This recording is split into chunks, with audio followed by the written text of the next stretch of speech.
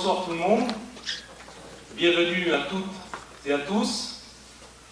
Je voudrais d'abord vous remercier d'avoir répondu à notre invitation pour cette première conférence organisée par l'association Valeurs et Vérités. Je voulais aussi saluer la présence de nos élus. Jean-Louis Maisonnet, conseiller régional, Nicolas Maisonnet, conseiller départemental. Je les remercie d'être là ce soir pour soutenir notre association. Je vous demande de les applaudir.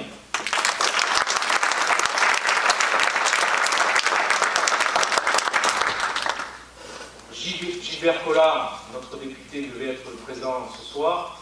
Il m'a demandé de l'excuser parce qu'il est ce soir pris pour ses occupations parlementaires. Je vais maintenant en quelques mots vous présenter l'association et vous dire quels sont nos objectifs. Valeurs et Vérités a pour vocation de rassembler tous les citoyens qui veulent débattre des enjeux du monde moderne en sortant de la pensée unique. Cette pensée unique qui fige actuellement le débat public dans notre pays. Notre association est ouverte à tous, sans distinction d'origine, de religion ou d'opinion. Elle n'affiche aucune étiquette politique. Alors je sais, certains vont me dire, oui, mais vous êtes militant du Front National. Oui, c'est vrai, je ne m'en cache pas, et je dois dire que j'assume totalement. Mais faut-il pour autant m'auto-censurer et m'interdire de réfléchir avec vous sur les questions que nous sommes tous en droit de nous poser sur le monde qui nous entoure? Est-ce que je dois rester en marge de tout débat public? Ce n'est pas mon souhait, en tous les cas. Bien entendu, je ne vais pas abandonner mes convictions politiques, mais je ne vais pas non plus les défendre ici, car ce n'est pas le but. Ce que je veux, c'est participer activement à ce projet de réinformation au travers de notre association. Notre objectif est de provoquer l'éveil des consciences en nous libérant de la propagande et du mensonge trop souvent distillés par nos élites et les médias dominants, TF1, France 2, BFM, Télé, etc., ainsi que les quotidiens nationaux et régionaux qui ont tous perdu leur indépendance journalistique.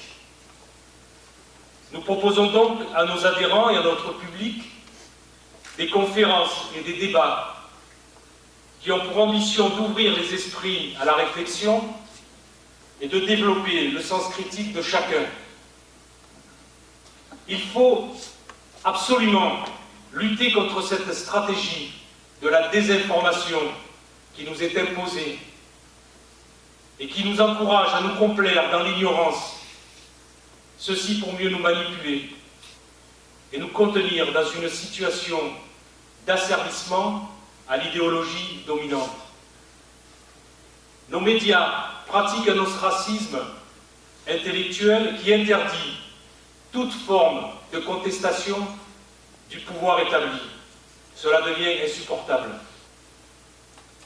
Sans le réaliser, nous vivons dans une dictature, celle d'un conformisme totalitaire qui nous enferme dans notre quotidien. Nous ne sommes plus capables de penser par nous-mêmes. Ainsi, le discours actuel de ceux qui nous dirigent dissimule sciemment la réalité. Le chaos économique et financier qui approche, l'éclatement de notre cohésion sociale, mais aussi les dangers géopolitiques, environnementaux et sanitaires qui nous menacent. Autant de sujets qui sont écartés du débat public. Tout le monde doit penser de la même manière, sous peine d'être qualifié d'extrémiste ou de complotiste. Il faut donc résolument nous informer autrement et forger notre propre vérité. C'est pourquoi Valeurs et Vérités organisera régulièrement des réunions au cours desquelles des intervenants experts dans leur domaine de compétences aborderont des sujets qui sont systématiquement occultés ou faussés dans nos médias traditionnels. J'estime pour ma part que notre mission de réinformation, dans la période chaotique que nous traversons, et en raison des défis à relever dans un avenir proche, est devenue essentielle, car le temps, malheureusement, nous est compté. Nos valeurs, nos libertés, notre modèle social, notre culture sont en train de disparaître peu à peu. Pour finir, je voudrais vous livrer 2 citations qui illustrent bien l'état de servitude et d'ignorance dans lequel on veut tous nous confiner aujourd'hui. La première est de George Bush père, président des États-Unis à la fin des années 80, et qui a dit, écoutez bien parce que c'est quand même hallucinant, si le peuple avait la moindre idée de ce que nous avons fait, si le peuple avait la moindre idée de ce que nous avons fait, il nous traînerait dans la rue et nous lyncherait. Il nous traînerait dans la rue et nous lyncherait. Je trouve pour ma part cette phrase terrible, alarmante aussi pour notre avenir si rien ne change. Car soyez convaincus que nous pouvons très bien retrouver ce genre de propos dans la bouche d'autres leaders du monde actuel.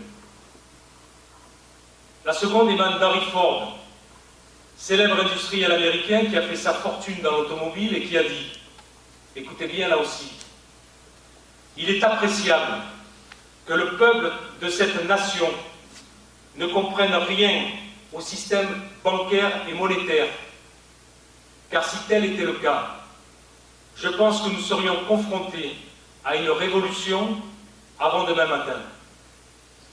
Encore une fois, vous en conviendrez avec moi, entendre cela, c'est tout simplement ahurissant.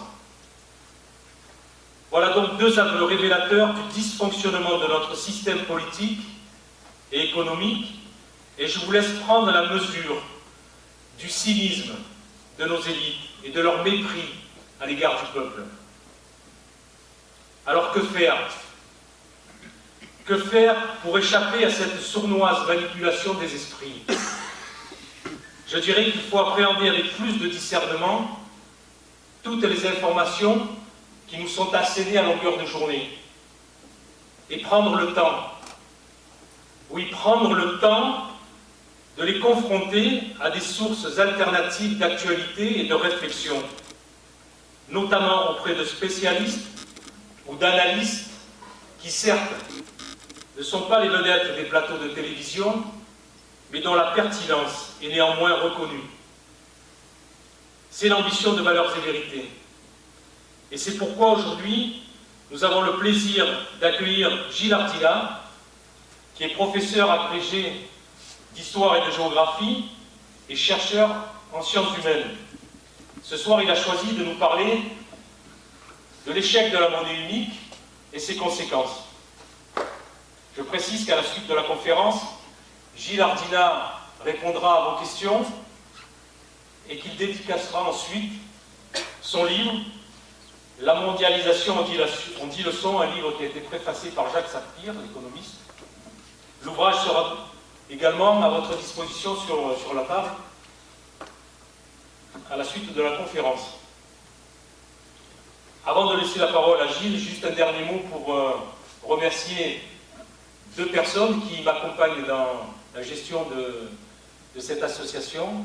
Je veux parler d'Annie Libra, la trésorière, et de François-Marie Gounet, qui malheureusement n'a pas pu venir aujourd'hui, qui est secrétaire de l'association. Voilà, je vous remercie, et je donne la parole à Gilles, et je vous dis à tout à l'heure. Merci beaucoup.